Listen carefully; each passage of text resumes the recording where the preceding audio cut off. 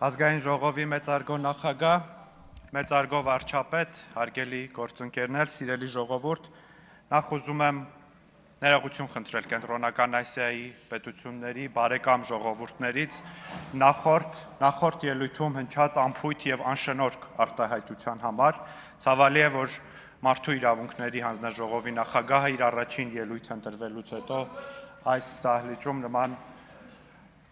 Պարոն Խանդանյան, արտահայտությունով է հանդես գալիս, նեոֆաշիզմը այս դահլիճում տեղ չունի։ Նաև ձեզ հորդորում եմ Տիկին Գալստյան շարունակել այդ քաղաքական անգրագիտությունը տարածել, ասելով, որ մենք ընտրողների 29%-ն ենք ստացել, ձայների 29%-ն ենք ստացել, եթե նույն տրամաբանությամբ շարժվեք, ձեր ֆրակցիան ուղղակի անցողիկ շեմը չէր հաղթահարի եւ ազգային ժողովի դահլիճում այսօր միայն քաղաքացիական պայմանագիր խմբակցությունը ներկա կլիներ։ Քաղաքական պատասխանատվություն թողեցին գնացին էլի։ Քաղաքական պատասխանատվության մասին են խոսում։ Ու չեն ֆիքսել, որ 2018 թվականից հետո քաղաքական պատասխանատվության ենթարկողը ժողովուրդն է, ու քաղաքական պատասխանատվության ենթարկելու գլխավոր իրադարձությունը ընտրություններն են։ Եվ ժողովուրդը մեզ ենթարկել է քաղաքական պատասխանատվության, տալով 40,000 ձայնով ավելի, քան տվել է 2021 թվականին։ Իրենց էլ է ենթարկել քաղաքական պատասխանատվությամբ, կրկնակի քիչ ձայն տալով։ Հարգելի գործընկերներ, քննարկում ենք կառավարության 2026-2031 թվականների գործունեության ծրագիրը եւ ինչպես ժամանակակից աշխարհում յուրաքանչյուր մեծ նախագիծ մինչև իրականացումը իրագործելիության ուսումնասիրություն է անցնում։ Եվ պիտի արձանագրել, որ ներկայացված ծրագիրը իրագործելիության ուսումնասիրությունն անցել է։ Վերջին 2 տարիներ այն ուղենիշները եւ նպատակները, որոնք սահմանված են կառավարության այս ծրագրում, վերջին 2 տարիներին դրանց մի մասն արդեն ապացուցել են, որ իրականանալի են։ 6% տնտեսական աճ է կառավարությունը միջինում կանխատեսում, ավելի քան վերջին տարիներին տնտեսական աճն ավելի է եղել, քան դա։ 125,000 նոր աշխատատեղեր, նշվեց, որ նախորդի շրջանում 300,000-ից ավելի աշխատատեղեր են ստեղծվել, 300 դպրոց, 500 մանկապարտեզ են կառուցվել եւ ակնհայտ է, որ դա իրականանալի թիրախ է։ Առողջապահության ապահովագրությունը հասանելի է լինելու բոլորի համար եւ արդեն մեր քաղաքացիների մի ճնշող հատվածը արդեն օգտվում է առողջապահության ապահովագրությունից եւ սա եւս իրականանալի թիրախ է, ենթակառուցվածքների զարգացումը եւ վերջո հավասարակշռման եւ հավասարակշռված արտաքին քաղաքականությունը եւս ապացուցել է իր արդյունավետությունը, անկյունակարում ունենալով խաղաղության գործընթացը, որը այսօր ոչ միայն նպատակ է, այլ նաև շատ կոնկրետ արդյունքներ բերող պրոցես։ Եվ եթե ավելի տեխնիկական բառապաշարով բնութագրենք, կառավարության այս ծրագիրը իր test drive-ը անցել է։ Ես ուզում եմ անդրադառնալ նախորդ օրերին քննարկումների մի քանի թեմաների, չնայած ընդդիմությանն էր ավելի շատ խոսքը սուղված, այստեղ չեն, շատ խոսվեց սահմանային անվտանգության, սահմանազատման թեմաների մասին, ընդդիմադիր խմբակցության ղեկավարը 3 հողերն էր պահանջում, ասում էր ինչպես է հետ բերելու հողերը, խոսելով 2021-22 թվականների ռազմական գործողությունների հետևանքով Հայաստանի օկուպացված տարածքների մասին, եւ մենք շատ պարզ եւ հասկանալի, իրականանալի, իրագործելի բանաձև ենք առաջարկում, որ այդ հարցը պետք է ասեագրվի խաղաղ ճանապարհով, սահմանազատման միջոցով եւ հիմք ընդունելով այն կանոնակարգը, որ խորհրդարանը վավերացրել է։ Երեք ինձ հետաքրքրեց, թե ինչպիսի, քանի որ իրենք այլընտրանք չեն առաջարկում այս հարցի ասեագրման խաղաղ ճանապարհով այլընտրանք, ինձ հետաքրքրեց, թե ինչպիսի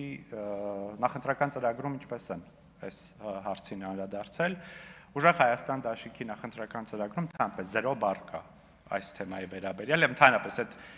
դաշինքի նախընտրական ծրագրում սահմանագծում, սահմանազատում բառերը բացակայում են, չկա, իրենց օրակարգում այս հարցը չկա։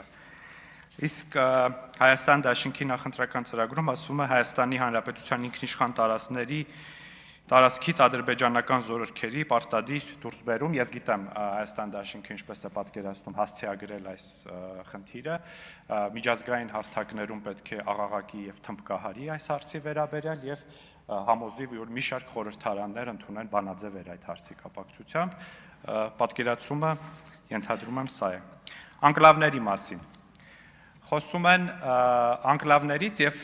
մեկը չի ասում, բա Արցվաշենը երբ եք հետ բերելու։ Արցվաշենի մասին լռում են եւ մի անգամ մի քանի օր առաջ կարծեմ Հայաստան դաշինքից էր ասեց Արցվաշենը օգտագործում եք ձեզ համար վահան, որպեսզի ձեր փաստարկները ուժեղացնեք, ես գոհ եմ, որ չեն ասում Արցվաշենը ձեզ համար ռազմավարական խորություն է։ Եվ հետաքրքիր է, որ ընդդիմությունը չի խոսում անկլավների թեմայից, Տավուշի մարզի անկլավներից։ Եվ ես ունեմ մի վարկած, թե ինչու ընդդիմությունը չի խոսում սրանից, իրենք թող գան պատասխանեն, արդյոք իմ վարկածը ճիշտ է, թե ոչ։ Ես ուսումնասիրել եմ եւ պարզվում է, որ վարչատարածքային բաժանման մասին օրենքից 2006 թվականին դուրս է մնացել Սոֆուլու բնակավայրի անվանումը եւ 2016 թվականին դուրս է մնացել Ասկիպարա բնակավայրի անվանումը։ Արդյոք սա Ալիևյան պահանջ էր Ռոբերտ Քոչարյանին եւ Սերժ Սարգսյանին։ Թող կան պատասխանեն։ Մի երկու շաբաթ ընդդիմությունը ընկել եւ ման էր գալիս 57 քառակուսի կիլոմետր։ Փնտրում չէր գտնում, ասում են ինչպես է Գրանադայի փաստաթղթում գրված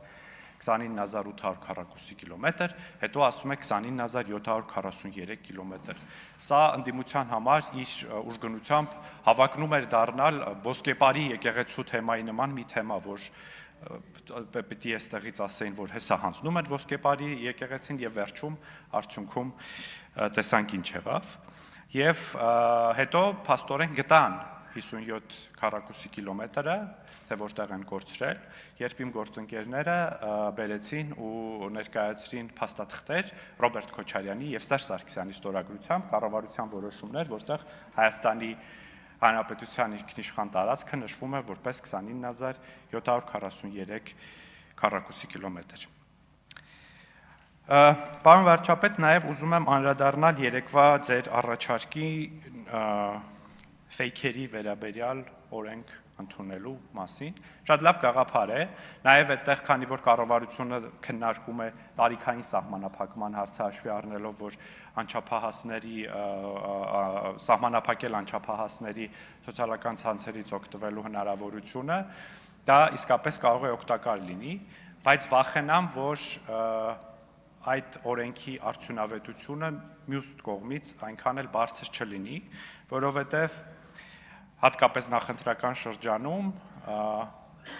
հետազոտողները, հետաքննական նյութեր հրապարակվեցին, նաև միջազգային հետաքննական նյութեր, որտեղ պարզ դարձավ, որ ֆեյքերի ծառայություններից կամ ֆեյքերի գործարանների ծառայություններից, որոնց ամենաշատը օգտվում է ընդդիմությունը, դրանք վարում են Հայաստանի Հանրապետության տարածքից դուրս։ Ուստի գուցե օգտակար չլինի այդ օրենքը իրենց մասով, որովհետև դրա իրավազորությունը բնականաբար տարածվելու է Հայաստանի Հանրապետության տարածքի վրա։ Եվ քանի որ ունեմ ժամանակ, եւ ուրեմն մենք ընդդիմությանը ասում ենք դուք նախընտրական շրջանում համաձայն իրավապահ մարմինների տարածած հաղորդագրությունների ընտրակաշարք եք բաժանել։ Ասում եք, որ դուք օտաշահեր եք սպասարկում, ասում ենք, որ Հայաստանի նկատմամբ տնտեսական սահմանափակումները նաև ձեր հորդորների արդյունքում է լինում։ Ոչ մի այս մտքերից որևէ բանին ձեն չեն հանում, լուր լսում են։ Հենց ասում ես Կտրիչ Ներսիսյան, ընդդիմությունը ալիքվում է, ջղայնանում է եւ թողնում հեռանում է, եւ այստեղ բնական հարց է առաջանում, արդյոք Կտրիչ Ներսիսյանն է ընդդիմության իրական առաջնորդը, կամ արդյոք այս բոլոր հանգամանքների հավաքական կերպարը կամ դրանց միավորման կետը Կտրիչ Ներսիսյանն է։ Սա եւս հարց է, որը եթե գան, թող պատասխանեն։ Շնորհակալ եմ։